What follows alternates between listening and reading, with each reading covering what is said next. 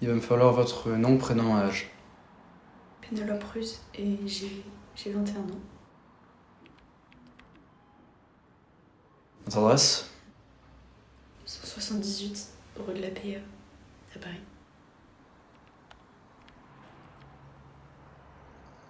Situation familiale? Célibataire.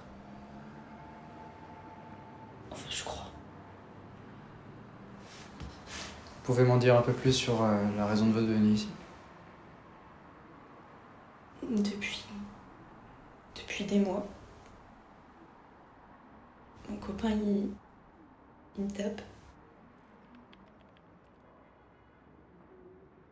Vous vivez avec lui? Vous avez des enfants? Des témoins de la scène? Non. Enfin, j'ai ma meilleure amie. Un jour, elle est rentrée, j'étais étalée par terre avec plein de sang autour de moi. Enfin, une dispute, encore. Voilà. Imprimez votre déposition.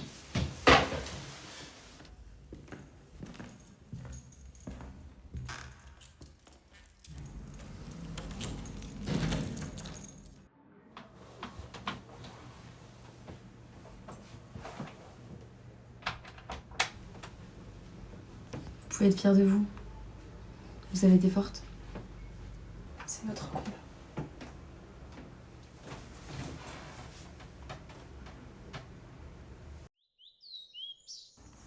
Oui, allô? Ouais, c'est bien moi, ouais.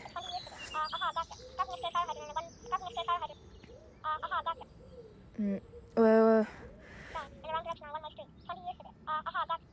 Euh... Ouais, je peux être là pour midi, y a pas de souci. En fait, ça a commencé un jour où on devait se voir pour aller faire du shopping. Et j'arrive devant le magasin et j'attends 5 minutes. Elle est pas là, du coup je m'envoie un message. Pas de réponse, mais bon. J'attends 30 minutes, j'ai toujours pas de message. Ça commence à m'inquiéter, mais j'attends encore devant le magasin. J'attends 1 heure, parce qu'elle aurait très bien pu venir. Et toujours pas. Toujours pas de message. Donc, en fait, j'ai pris l'initiative de me rendre à son adresse. Et à un moment, j'arrive à sa porte. J'envoie des messages et j'entends son téléphone vibrer. Et quand j'appelle, je l'entends sonner. Donc, je sais qu'elle est à la maison. En fait, je sais qu'elle est dans son appartement et du coup, j'ai pris l'initiative de rentrer par force, en fait. C'est là où je l'ai trouvée par terre, tremblante, entourée d'habits, entourée de je sais pas, c'était des bouts de verre, de la vaisselle cassée, je sais pas, un vase, j'en sais rien. Et je l'ai amenée à l'hôpital parce que son état était trop grave, en fait. Et j'ai appelé son mec pour lui dire ce qui s'était passé, comment je l'avais retrouvé. Il est venu assez rapidement et il lui a fait un bisou et en fait j'ai vu qu'elle était pas du tout réceptive à ce bisou-là justement. Et en fait je crois que c'est comme ça que j'ai su ce qui se passait.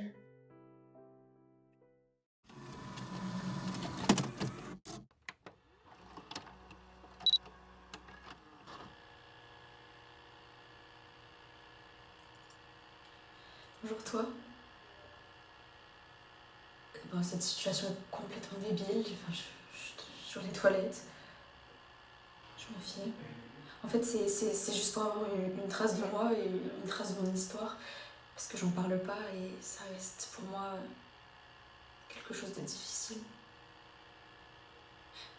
En fait, j'aimerais surtout parler à toi, Antoine. Je pense que si tu vois cette vidéo, c'est que je suis plus là. Je sais pas où je serai. J'espère tellement libérer de toi. En fait, pourquoi moi? Qu'est-ce que j'ai fait? Et pourquoi en fait? Pourquoi Pourquoi tout ça? J'aimerais tellement être libre de ces chaînes qui m'entourent à cause de toi, de cette pression. Mon appartement, mon chez-moi, quelque chose de rassurant est devenu terrifiant.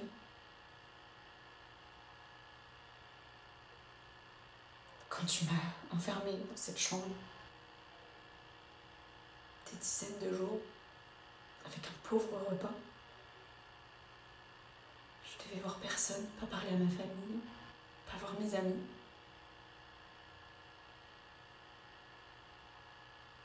Et puis de toute manière, si j'en parlerai à qui?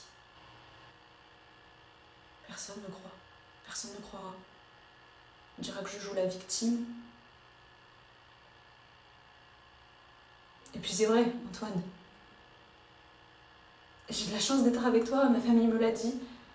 Ils m'ont dit que tu étais un mec génial, beau, grand, fort, avec une belle entreprise. Toute femme aurait espéré t'avoir. Et moi je t'ai et je m'en plains. Enfin bref. Ma famille m'a dit que je suis chanceuse. Ils ont certainement raison comme d'habitude. Et que je vis une vie totalement parfaite grâce à toi. Et si je savais...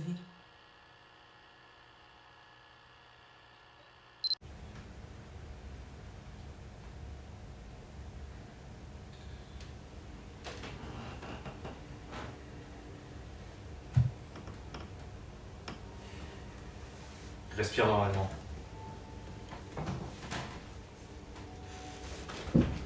Tu fais encore ton cinéma. Regarde-moi.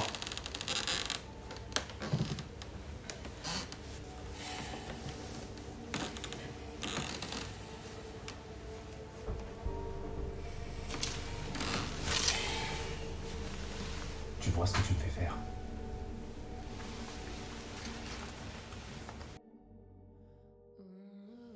Quand j'entendais le bruit de sa clé dans la serrure, je savais jamais quel allait être mon sort. Est-ce qu'il allait juste me donner un coup de poing dans le lit? Ou... est-ce qu'il allait me virer de l'appartement en n'ayant que 5 minutes pour prendre mes affaires? Juste le temps de mettre un jean, un sweat et me retrouver à 4h du matin, dehors, en n'ayant nulle part où aller. Mais j'étais sa femme. J'étais celle sans qui il n'était rien, c'est lui-même qui disait ça. Il était là, à genoux, devant moi en pleurant, en regardant l'état de l'appartement, dans lequel il avait mis lui-même, hein. Moi j'avais peur. Je m'étais cachée dans la salle de bain.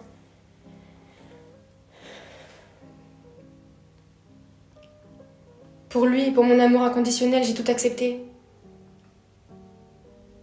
Je n'avais plus aucune solution, j'étais seule.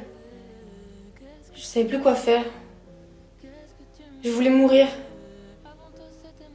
Mourir pour mettre fin à cette douleur. Cette douleur qui me brûle.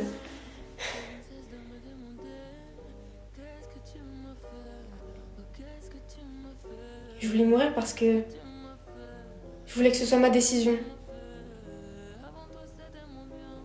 Je voulais mourir à cause de lui, pas pour lui.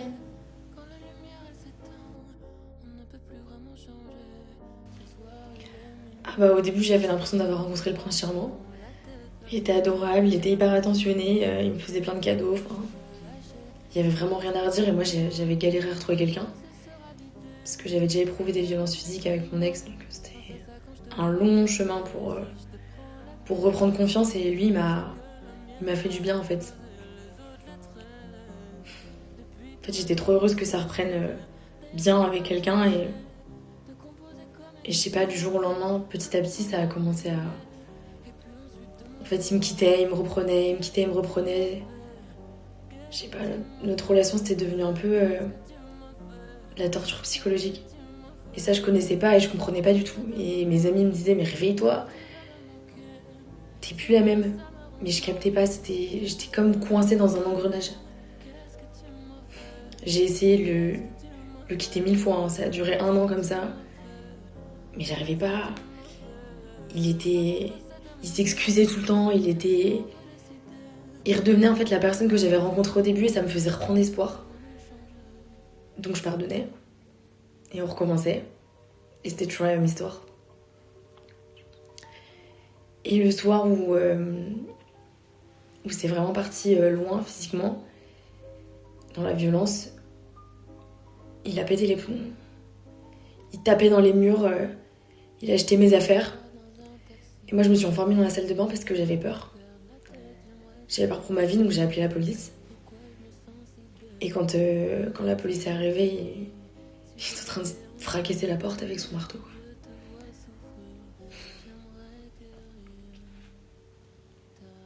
En fait, ça m'a pris... là, ça fait plus d'1 an. Je commence à récupérer l'appétit, le sommeil, ma vie. Mais c'est pas facile.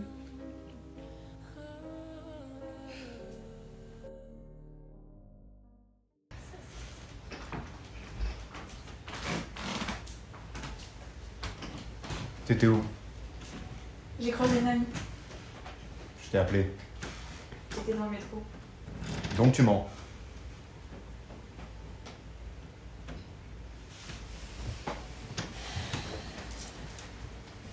Tu crois que je suis stupide? C'est tout ce que j'ai fait pour toi? N'insiste pas quand je me lance et que tu penses m'arrêter. N'insiste pas quand je te dis que tes gestes ont parlé. N'insiste pas quand je dis non. N'insiste pas sans condition. N'insiste pas, ouais. N'insiste pas quand je balance des mots doux mais plus à toi. N'insiste pas, sans toi j'avance et je ne te laisse plus le choix. N'insiste pas, jamais je veux enterrer tes regrets. N'insiste pas, n'insiste pas.